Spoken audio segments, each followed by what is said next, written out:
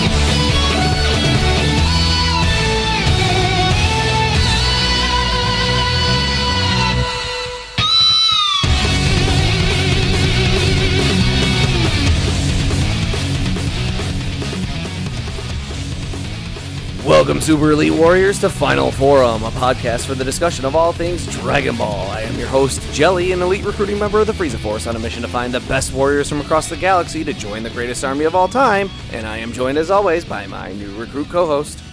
This is the Bekinney. Yeah, just load that in for us, and that too, for sure. We can't explore the vastness of space without a well-equipped home theater setup. Are you sure it's a good idea to be taking this most advantage of the outpost here? I mean, this is supposed to be a military readiness base, not your personal outfitter, supplier, and butlery. Listen, you're new here. It's been more than 2 years. How much longer are you going to keep considering me the new guy? Until I think the joke has run its course, I suspect. And how long will that be? I don't know. In Scrubs, JD was called Newbie until like season 9. If we're still doing this podcast in 9 years... Oh, don't worry. I don't expect you to live that long. Anyway, as I was saying, once you've been around as long as I have, you'll get comfortable enough to take a little bit of advantage of these little respites. How long have you been around? I mean, we go from planet to planet, encountering danger after danger, destroying ships, fighting enemies, encountering never-before-seen dangers. It's not that big of a deal if I take a sound system from a Frieza Force outpost on the occasion I get to visit one. I feel like you're avoiding the question. And can you blame me for having others load it all in for me? You and I have been through a massive battle not that long ago and had no rejuvenation tank on that tiny little ship we were in. I just need some time to recuperate. I mean, if you have some kind of aversion to stating anything that will tell me how old you might be or something. And I encourage you to take advantage of this downtime as well. It won't be that much longer before the security heads arrive to start questioning us on our adventures. Security heads? Do we need to, get our story straight? I don't know. Do we? Is there something in your version of the story that's not straight? I just don't want to accidentally get myself in trouble somehow. If you have nothing to hide, you have nothing to fear. That sounds like some kind of propaganda. Well, you know what won't sound like pre-rehearsed scripted propaganda? What's that? This week's topic of discussion. Let's dive in. And we got 4 more episodes on deck this week. Episodes 114 through 117. We are rapidly approaching the end of this saga, just so everyone is aware. I'm excited. You should be. Because we're starting with episode 114, Conquest and Power. We open this episode on Piccolo's continued devastation of the capital, and he's currently camped out on the king's car/plane thingy. He makes the army's momentary hesitancy to blow up their ruler to gloat and do some #JustEvil things. He pressures the king into giving up his throne with a little pyrotechnic display. A big chunk of the capital gets vaporized, but Sano somehow manages to survive with the help of... Wait. Is that Master Rabbit? How'd he get off the You know what? Never mind. This display is also enough for the king to relinquish his throne in hopes that lives will be spared. In the lives not spared column, Master Roshi and Chaozu have also just been snow-whited, just like Krillin, as the gang grieves their loss. At Korin Tower, Bora and Upa pontificate on the challenges ahead of Goku while Yajirobe continues to cart his ass up the tower, nearing the top. Once at Korin's lookout, He explains how he already knows what's been happening, and Yajirobe investigates the pots of water that allow him to spy on the world below, in a nice transition to a scene with Piccolo and the king discussing their terms of surrender. Goku asks for further training to defeat Piccolo, but Korin throws him a Senzu bean first. Yajirobe, who was promised all the food he can eat, is a little disappointed that the Senzu Goku was talking about before turns out to just be beans. Doesn't stop him from gorging himself, though. This results in a very upset tummy, as one bean can feed a man for almost 10 days. If my calculations are correct, I think Yajirobe just ate enough food to last him a few years. We also learn that Senzu beans instantly heal your body to perfect health. I'm sure that won't be important later. Tien is currently off meditating in the woods, reviewing the fight between Piccolo and Roshi, and he resolves to master the Mafuba and avenge those that have been lost. Speaking of training, Goku continues to ask for further help from Korin, but Korin says there's nothing left to teach him. Goku's already surpassed him in strength. Goku also learns of Roshi's fate and reflects on their time together. In his anger, Goku tries to rush off and face Piccolo again, but Korin offers a different path, the super sacred water. No, this isn't the super spirit water. This stuff is legit. It comes with a risk, however. Drinking it may kill Goku. Which brings us to episode 115, titled Awaken Darkness. We rejoin Goku and Korin at the tower, and he explains that super sacred water is legitimate water imbued by the power of the gods. Goku immediately decides he has to have it, because there's a possibility he could become stronger. There's a catch, however. The water is far to the north, hidden inside an icy labyrinth/cavern. Looks like our boy will have to use his brain. We're doomed.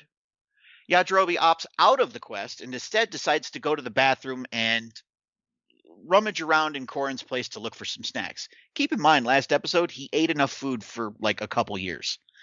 Instead, he finds a magical portal to the very place he didn't want to go. Goku also uses this portal, but right before falling in, Korin warns him of the darkness within the labyrinth and how it seems to have magical properties that confound whoever enters. Once inside, Korin informs that they can travel back through the portal once they have the water. Goku comments how the path doesn't seem particularly complicated, but then he comes across Yajirobe and offers to take him back since he doesn't want to be there. Except when they turn around, the path has disappeared. Instead, they find this dead, frozen knight.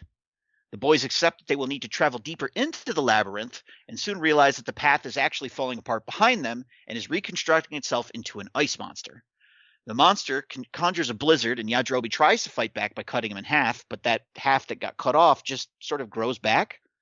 Goku tries using his fists. Same thing. It's time to give him the old razzle-dazzle, the Kamehameha wave. But even that doesn't work, with the destroyed body once again reconstituting itself. Instead, the boys opt for an impromptu retreat using Yajirobe as a sled, which is very reminiscent of Super Mario 64 for me. But at the capital, Sinnoh is helping survivors and trying to become the next Lee Harvey Oswald. Tien continues his Mafuba training. I think it's going well. But back in the labyrinth, our boys awaken at the bottom of the ice slide, and there is a sinister force that is now fully awake and has the boys in its sight. It sends out its champion, Master Roshi. And that brings us to episode 116, titled A Taste of Destiny. Yajirobe and Goku are still in search for the super sacred water. We see they are being shadowed by a mysterious figure who's hiding in the shadows. They have a bit of a palaver about Goku's motivations and eventually part ways, with Goku asking Yajirobe to say hi to Korin for him. Goku speeds off but quickly realizes someone's following him. He sets up an ambush only to have his attack foiled by none other than Master Roshi.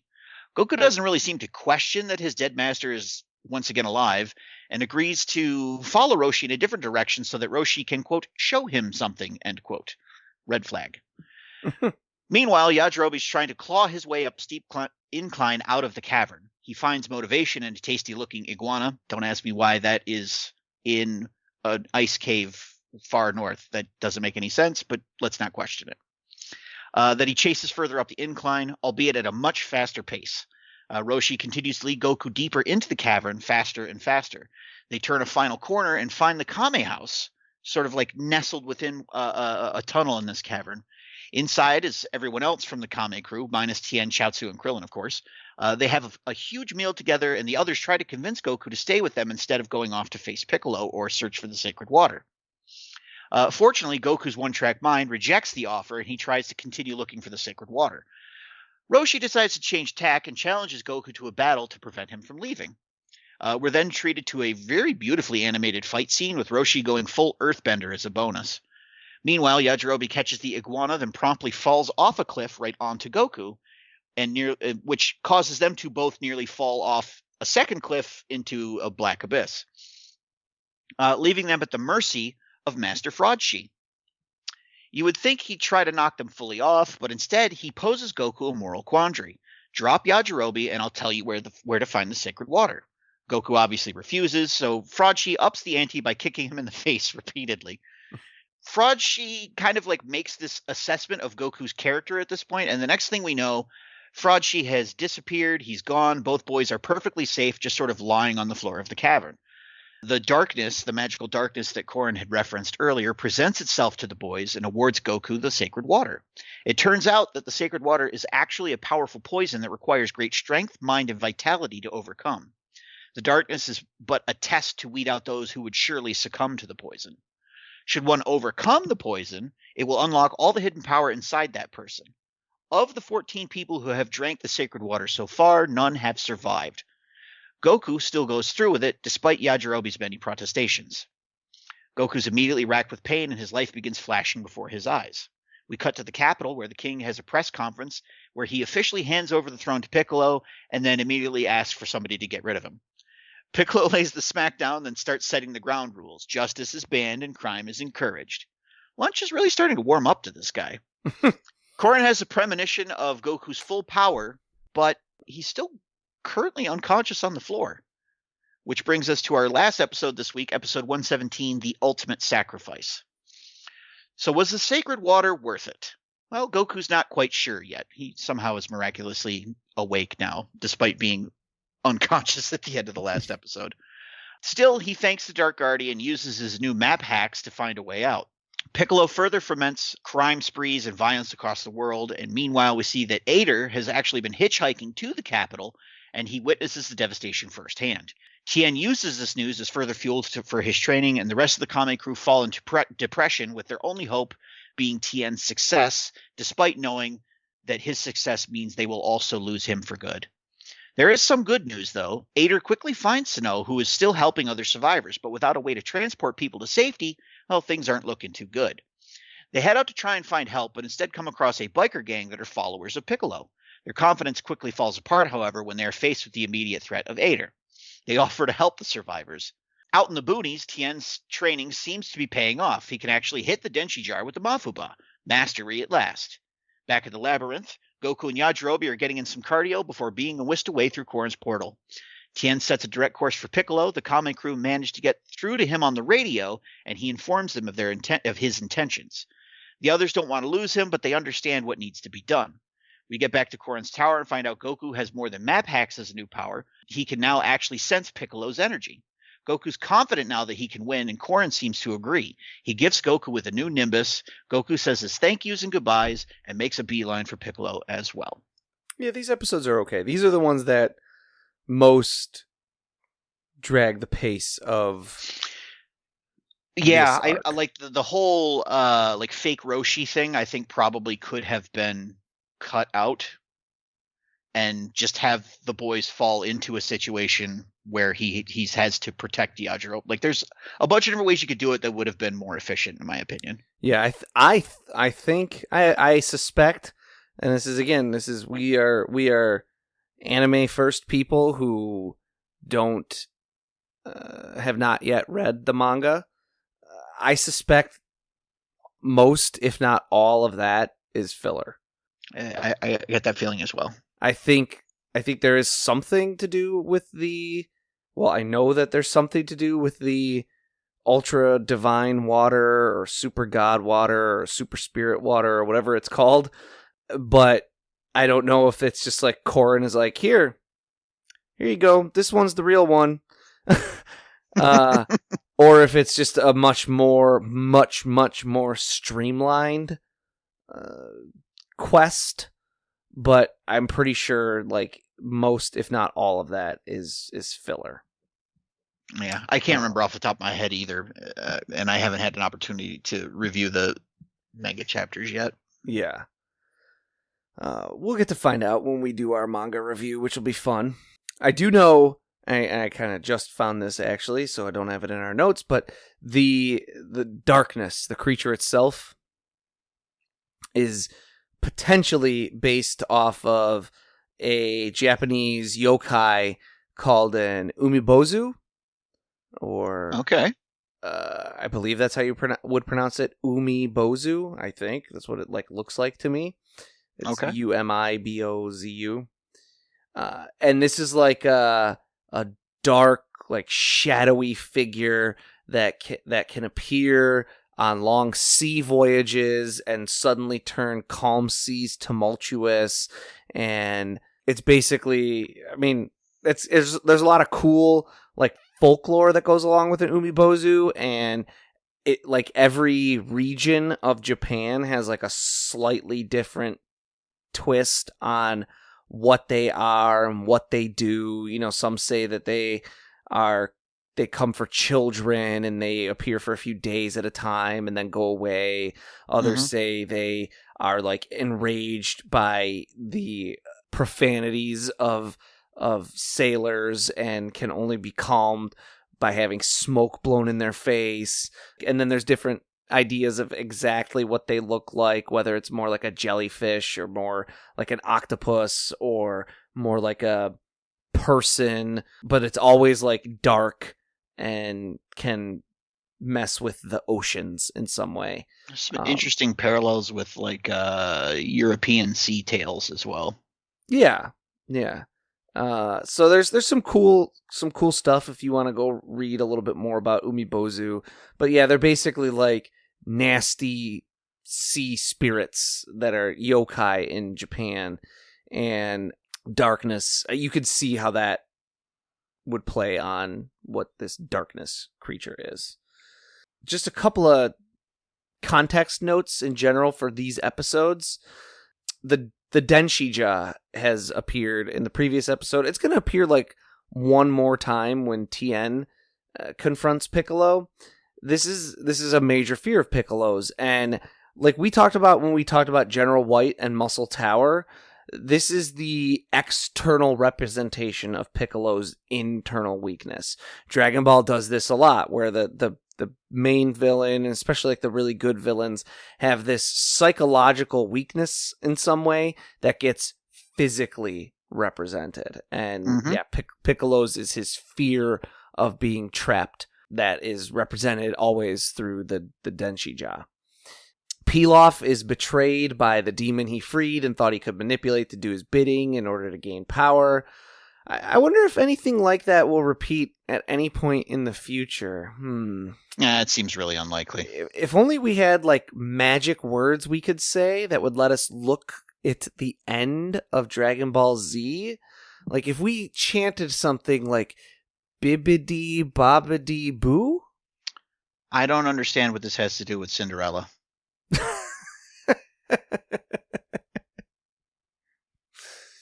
About what, like 300 episodes from now? It's a lot of it's very impressive foreshadowing. Korin, he can see what's happening despite his distance from it all, you know, physically, because Journey to the West has characters that can view things from heaven, such as a pair of scouts who witnessed Sun Wukong's birth. This is a pretty common trope in Asian storytelling, frankly, where characters who reside in the heavens have the ability to observe things on Earth regardless of the specific geographic location. It is a super, super common thing. Japanese teacups, which we see in some of these episodes, do not include handles because there's a tradition that states if the tea is too hot to be handled by your hands, it's too hot to drink. You say tradition, I say common sense, personally. My grandmother, rest in peace, but my grandmother would only drink the absolute hottest coffee in the world. You know, we used to joke all the time that when she dipped her spoon in, because she also took cream in her coffee, she would take cream in her coffee and then go microwave it for longer. Oh, wow. so that it wouldn't be too cooled off by the room temperature cream, because they used like the canned evaporated milk or condensed milk, whatever. So it was never cold. It was always like the can. So her coffee wasn't cooled off too much by adding room temperature liquid to it. Oh my God. We used to joke that when she dipped her spoon in to stir and, mix the cream in, that it would come out like melted. She would make coffee for everyone around like holidays, and she'd be like, "Why is no one drinking their coffee?" And we're like, we can't get within 6 inches of our cups, Grandma. Like, look, the ceramic is glowing red. What do you think? And then one final piece to get us kicked off on the discussion of senzu beans, which we're going to talk more about how that's a tautology in a moment. Emperor Win Shihuang, who ruled China in the 200s BC, sent crews on quests to find Xianren or Senin, who knew the secrets of immortality elixirs because he was afraid of growing old and dying. He was a tremendous tyrant who killed countless people and worked thousands to death as slaves building the Great Wall, and he wished to live forever and see his reign last eternal. Neat. Cool guy. So let's talk about senzu beans, starting with the word senzu. Sen is the same as the word senin or hermit. Zu is a word that means beans, and in kanji or katakana, it's derived from radicals for the words 20, mouth, and one. So it may have been an ancient way of saying 20 in one mouth, which would make sense for beans. Thus, senzu beans, or senzu, I should say, means hermit bean, and as such, senzu bean is a tautology, kind of like saying chai tea, like or ATM machine. Oh, that one drives me insane. There's another one I can't remember currently at the moment. It'll probably pop in my head later as we're talking about something else. And there's non-bread. Oh yes, that's the one. That is actually the one. Oh, that's trippy. How did you know? Non means bread. Yes, non means bread. So non-bread is tautology. That said, we'll probably still say it a lot because we were raised by savages. I will. I say senzu bean all the time. It flows right off the tongue in English, in all honesty.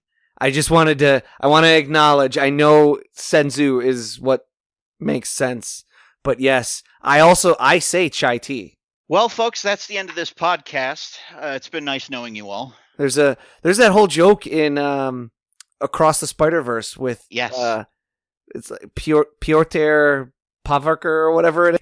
The Indian Spider-Man who's like, you don't say chai tea. Yes. Chai means tea. Bro, you're saying tea. Tea. Now, Taoists believe in internal cultivation, which we've discussed at length before, especially when we spoke about flight and the internal crucible. But they also believe external cultivation is possible, and in order to create the necessary ingredients for alchemical mixtures that grant supernormal abilities, they must grow plants that bear fruit and seeds. A master can plant a metaphorical seed in his disciple who harvests literal seeds to make mixtures that, when ingested, grant metaphorical fruits, such as flight or immortality, and then these new masters can plant metaphorical seeds in their disciples, and the cycle continues. This process of masters teaching disciples and cultivating fruit and bearing new seeds and gaining abilities takes decades, and so, too, each senzu takes months to grow. In the 300s, a Taoist named Ji Hong, who wrote a treatise on Taoism, noted, quote, "Those seeking immortality must perfect the absolute essentials. These consist of treasuring the Jing, circulating the Qi, and consuming the great medicine." Now, in the past, we've had fun ruining witches for you. Remember witches' brooms? And we've also ruined Tanuki and Tanuki transformations. So Tanuki kind of ruined themselves, to be honest. So let's ruin Taoism too, which we've also done when we talked about how they like to have sex with young girls. But like I said, they kind of ruined themselves, in my opinion. But let's ruin it further. Jing means essence, and specifically refers to your life force, and even more pointedly, your semen. So you must treasure your semen. Oh, are these guys Proud Boys?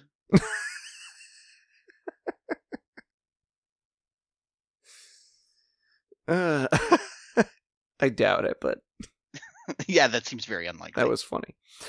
Now, we know ki means energy, so you must also learn to control your ki. And we talked, I think, oh boy, I can't remember when we talked about it, but there's like a constant cycle of ki that like flows through you and the heavens, always like exchanging energy between you and the heavens. You have to learn that process and gain mastery and learn to control it. And as for the great medicine, this refers to specifically alchemical potions and elixirs created by combining various ingredients of different levels of yin and yang energy to eliminate illnesses and grant immortality. So in order to gain immortality, it's not enough to love yourself, so to speak, and control your energy. You must also actually some great medicine. And there is an episode, I think one of the previous episodes, Master Roshi actually tells Tien a lie about how don't worry, I can't die. I took the immortality medicine. And then he knocks Tien out and he's like, I didn't actually take that medicine. I was lying. Oh, Roshi, you scamp. But so this is something that's kind of in Dragon Ball as well.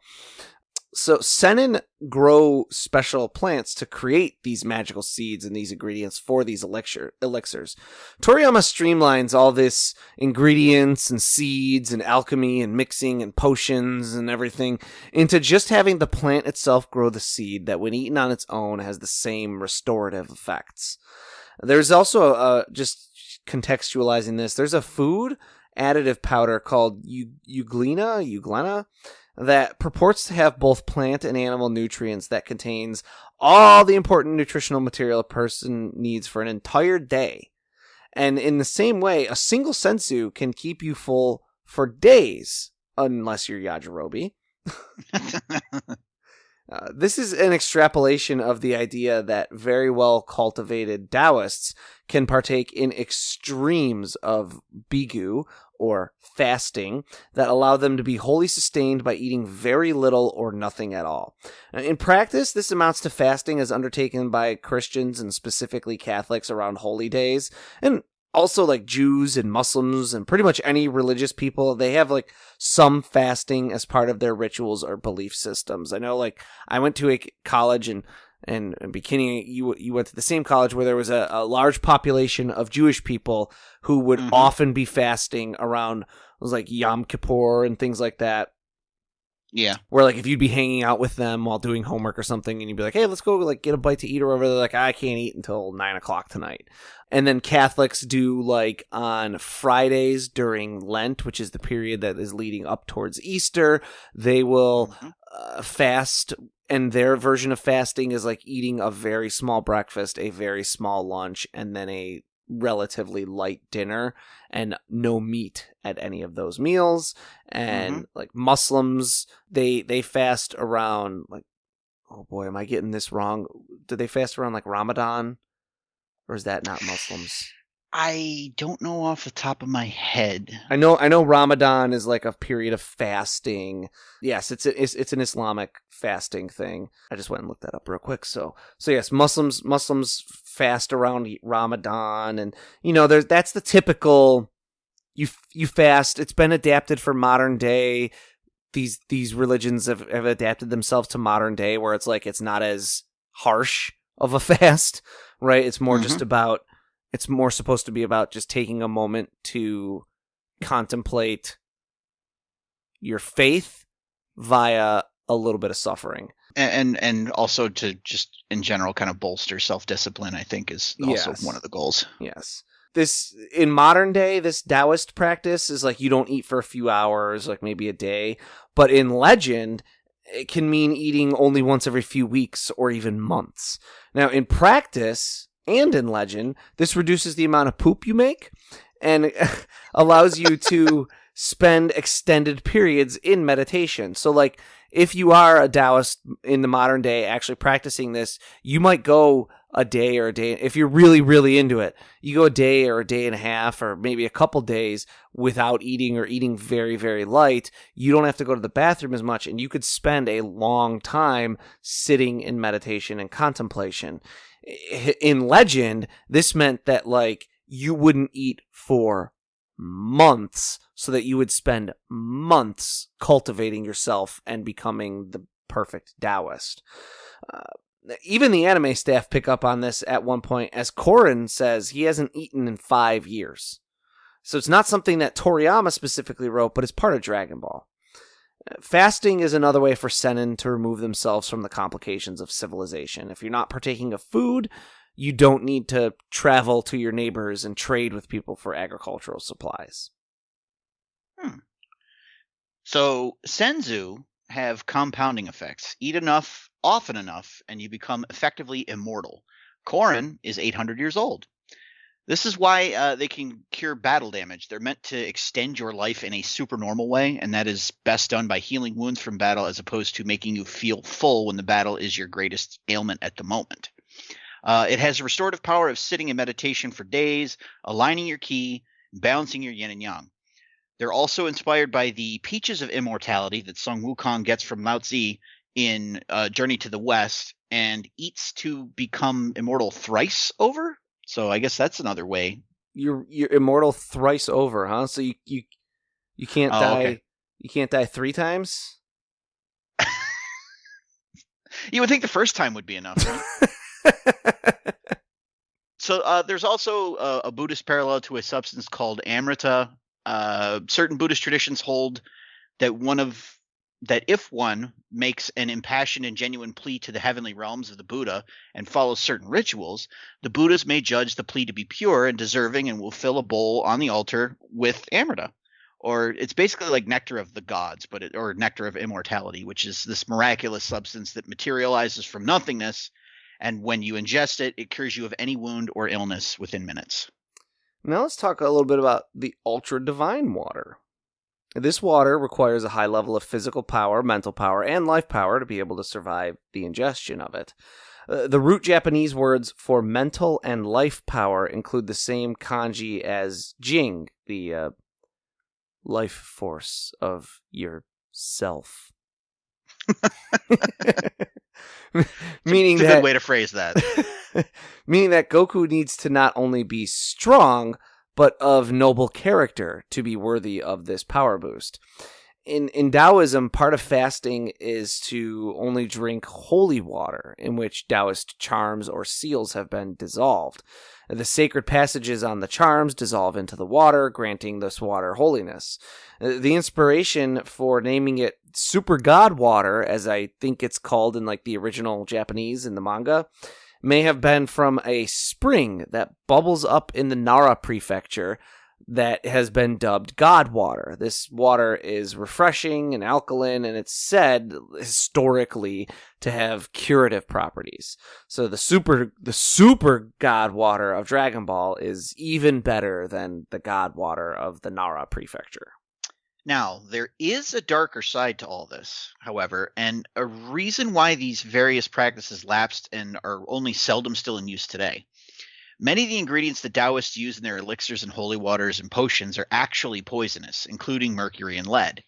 These can kill you if improperly mixed or rationed, and the explanation was that if you were holding too hard onto your fear of death, you would die.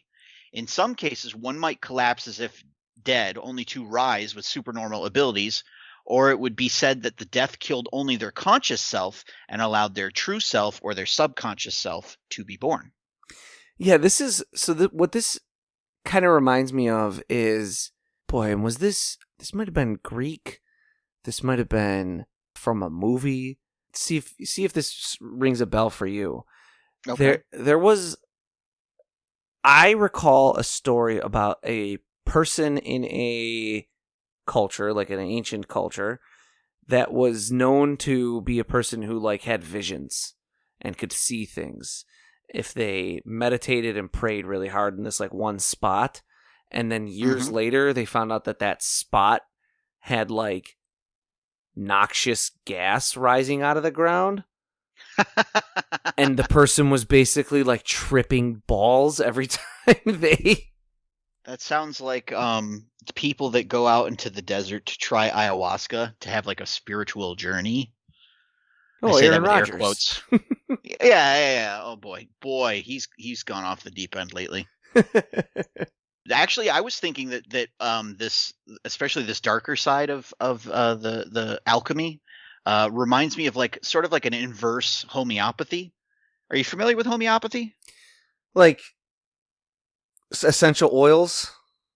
Kind of. It's specifically, I'm thinking of the practice where they take like a substance and they will dilute it in water, and if you dilute it enough, apparently it allows your body to build up a superior resistance to it. Oh, okay.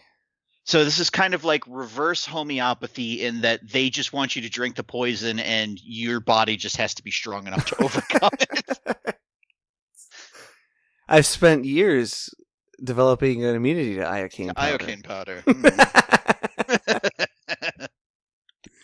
There are certain, or is that 100% just an old wives' tale? I thought there are certain poisons or things that you can... Well, sure, alcohol. Yeah. You can build up a tolerance to that. Exactly. But yeah, for homeopathy, it's the opposite way. They're like, no. If you dilute the alcohol further, you will get a better resistance to it, which flies in the face of, we'll say, conventional medicine. Well, I guess if you started with like getting drunk on light beer and then moved to, heavier beer and then moved to wine and then moved to alcohol.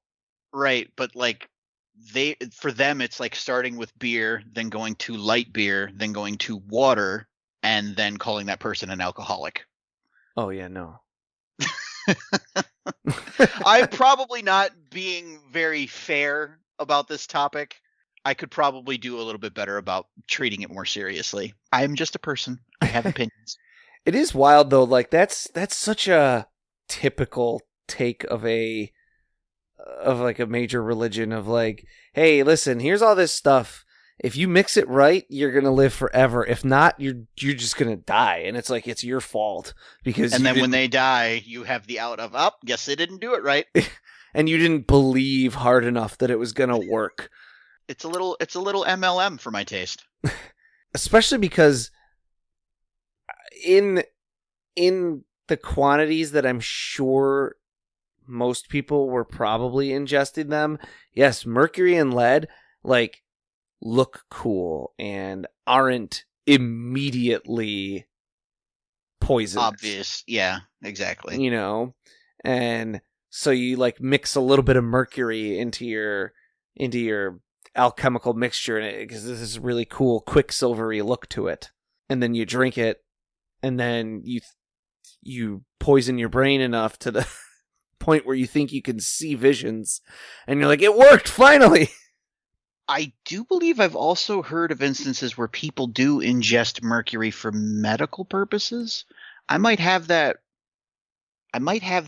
mixed up in my brain with something else, but I get the feeling that there was like some kind of treatment that involved eating mercury, if I remember correct. Antiparasitics, anti-syphilis. Yes, that's what it is. When did it stop? I guess in that case, just a little bit of poison is worth a pound of cure. I mean, we still do things like that, right? I mean, this is so. Yes, it was in the mid 20th century, so in like the 1950s, 60s, where mercury finally was fell out of favor because of how toxic it is. But it was an antiparasitic, it was an anti-syphilis type of drug. It was a diuretic, which, I mean, that makes sense. We still do things like that. Like, hopefully, wouldn't it be great if, like, because it was used for 3,000 years? Wouldn't it be great if, like, 3,000 years from now, people were like, you guys, you won't believe, these people used to inject radioactive isotopes into their body to try and kill cancer.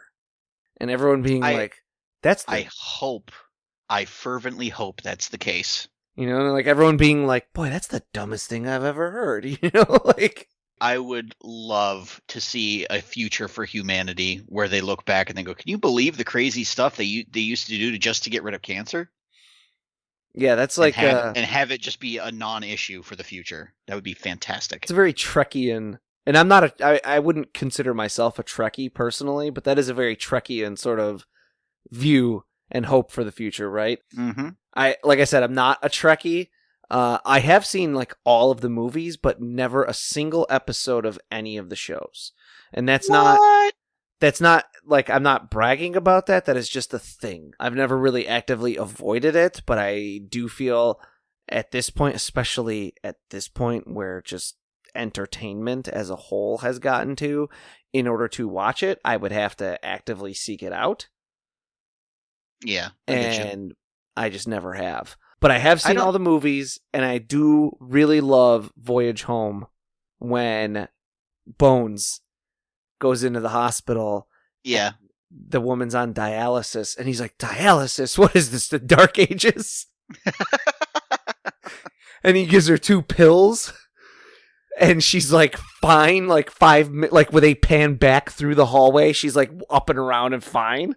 Yeah, it's crazy. That's like a very Trek kind of thing. That, yeah. I won't judge you for not watching any of the shows, just because I can't even begin to count how many times you've asked me if I've seen a movie on this podcast, and I go, nope.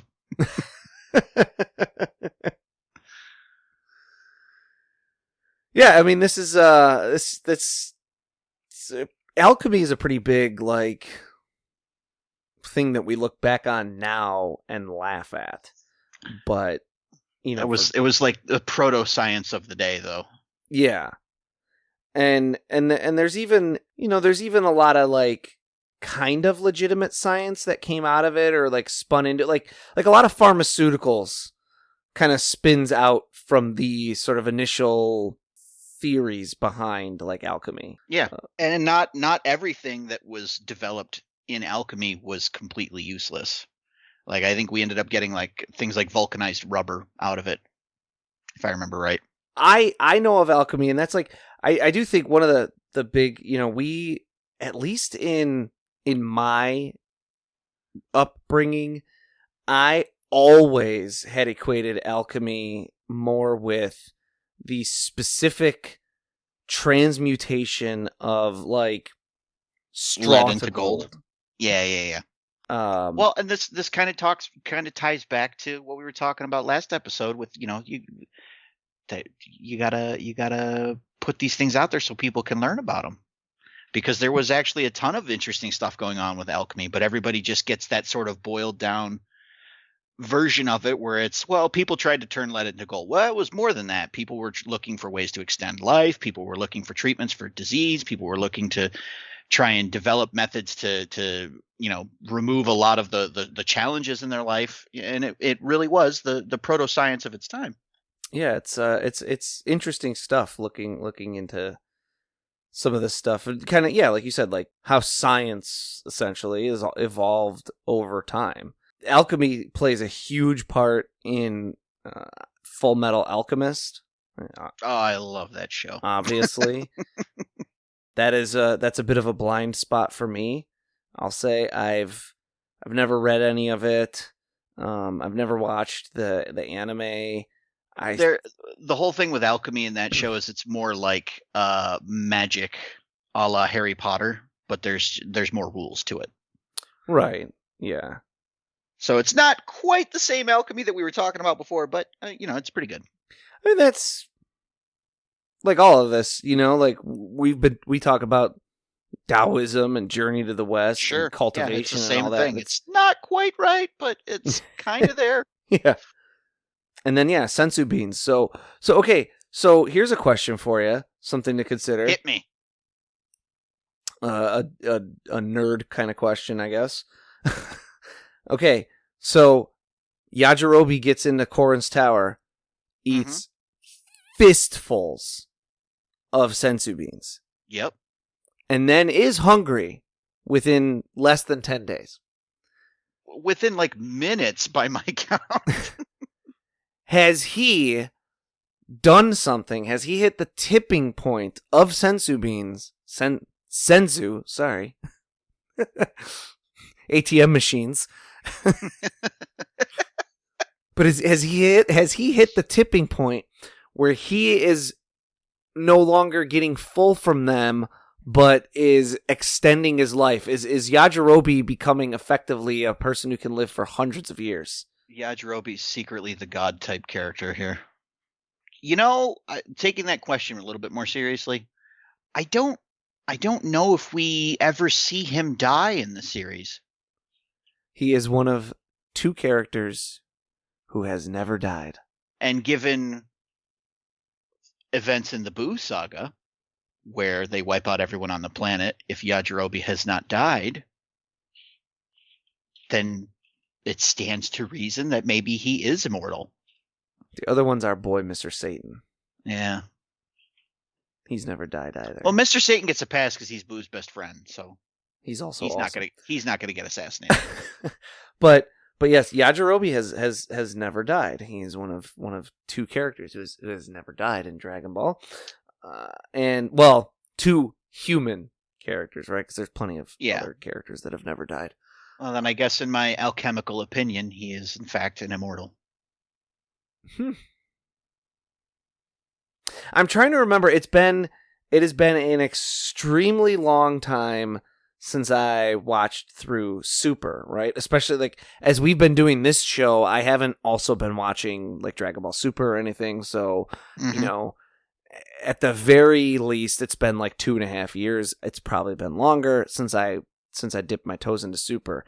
I can't remember if when he shows up in Dragon Ball Super in the decimated world of Zamasu, if he is drawn to look significantly older or even different in any way. I think he has a beard. I mean, yeah, okay, but a beard doesn't preclude immortality. No, not even a little. And if he doesn't look significantly older outside of the beard, I think the theory would still stand. Yeah, that's what I'm driving at, right? It's been decades at this point, and he's still just his typical chubby-faced self. Is this the moment that makes our podcast famous, where we've figured out before everyone else that Yajirobe is secretly immortal? I'm sure someone else has probably figured this out, right? More than likely. It's the internet. We can't be the only ones who ever noticed that he eats 3 fistfuls. What's the there's like a maxim or something for like there's no new ideas or something like that? Like everything is plagiarism at this point. Yeah. The Simpsons already did it. There's probably some poor person off on YouTube who's made videos discussing this, and we have completely not even come across them. There's probably listening right now and pulling their hair out, claiming that we stole their idea. There's a Simpsons episode that did this. Is there a tipping point, right? If you it's the honey of Futurama. 1 spoonful to calm you down, 2 to send you to sleep, 3 to make you sleep forever. One senzu to heal your injuries, 2 to fill your belly, 3 to make you immortal. Yeah, it's possible. Who knows? In which case, if we go with, well, we've already established within this alchemy that apparently there is thrice immortality. So is it possible that Yajirobe is actually like a quintuple immortal or higher? Is that even like, does he have like layers of immortality so that like every time somebody figures out a way to get past his immortality, there's another layer of immortality underneath it preventing his death? Could that be why being a relatively untrained individual, right? He doesn't go through any additional training after this. So his current level of strength that you see in this is the level that we can presume that he has. He then gets booted in the face by Vegeta. And survives. Yes.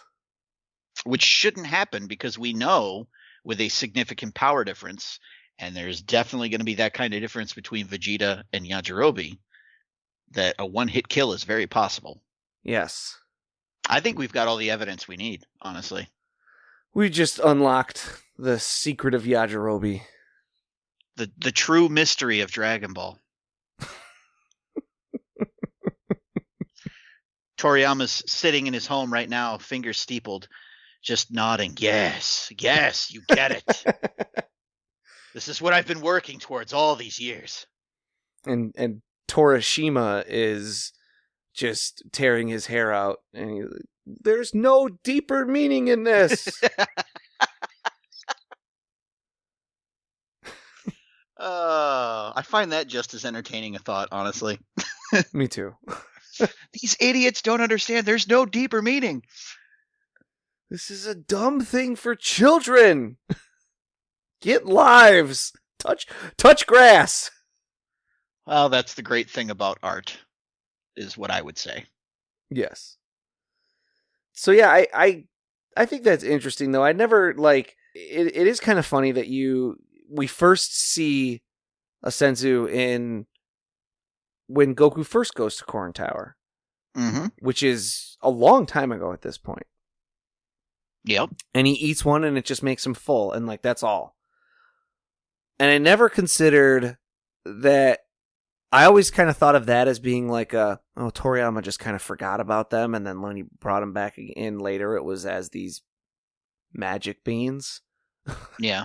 I never considered that it can actually kind of be both and that could be consistent, as when the worst thing in Goku's life is that he's hungry, he can eat one of those and it'll fill him up for days. But when the worst thing is that his arm is broken, he can eat one and it'll fix his arm, because a Senzu is meant to give you a boost of supernatural, supernormal ability of some kind. Yeah, no, I think it's... But, I mean, he does this all the time, right? Where he'll go back and he'll pull something and, add a little bit to it, and it just kind of builds on the existing lore. When I first was thinking about this, I thought this was gonna be how do we rationalize the contradiction, right? How do we rationalize the contradiction of Piccolo's children versus Namekian children? And we came up with multiple different theories and ways that you could do that. Sure, and nobody asked for it. This is a expanding without contradicting, I think. Yeah, I'd agree with that, definitely. That's everything I have for Senzu Beans. That's everything I've had for Senzu. That's everything I have I've learned already. I call it just Senzu now. That's everything I have for Senzu Beans, chai tea, non-bread, and ATM machines. Oh, I swear to God, this is the last episode. Okay, the troops are looking at us like they want to rip our heads off. I think we've overstayed our welcome. Nonsense, recruit. That's a look of admiration. Dude, that guy over there's making kill you gestures with his hands. He's probably got a nervous tick or something. Seeing a couple celebrities like us must set it off. There should be laws against being as self-centered as you are.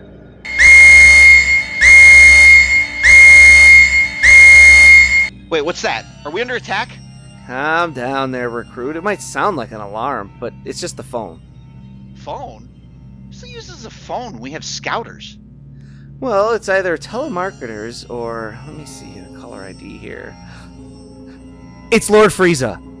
Oh man, oh man, oh man, oh man, oh man, oh man. That's it. He's gonna chew us out for not doing our jobs. We're toast. That's it. We had a run. I wouldn't say it was good, but we had it. And that's it. It's over. We're done. Oh man, oh man. Hey, get it together. Okay? Hello? Lord Frieza? Dragon Balls, now! This is actually Lord Frieza's advisor, Pudding. Pudding? Seriously? I'm starting to think my people don't understand what I pay them for. As you can tell, Lord Frieza's quite agitated at the moment. Understandably so. Oh, I don't get upset. I have people to do that for me. Excuse me, Pudding? What is it? allow me to sign off from our podcast here, and we'll give you and Lord Frieza our undivided attention. Very well, make it fast. We'll take our leave of you here, listeners. What will Lord Frieza's message to us be? Find out next time and help us achieve our final forum. That's stupid! You're stupid! Stop being stupid!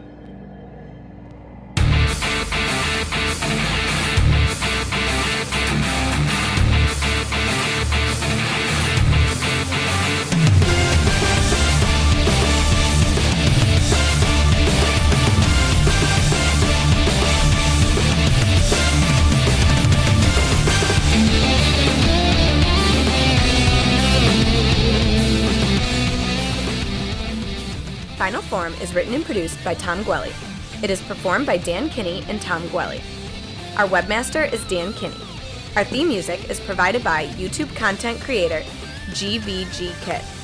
Want to learn more about the Dragon Ball universe, including concept art, behind-the-scenes interviews, and recommendations from Jelli and Bekinney? Connect with us on social media. Like us on Facebook, follow us on Twitter at Final Forum Pod. Make sure to subscribe, rate, and review wherever you receive your podcasts. And of course, make sure to share it with your friends and family and help us spread the word of the glory of Lord Frieza. The Frieza Force thanks you for your listenership.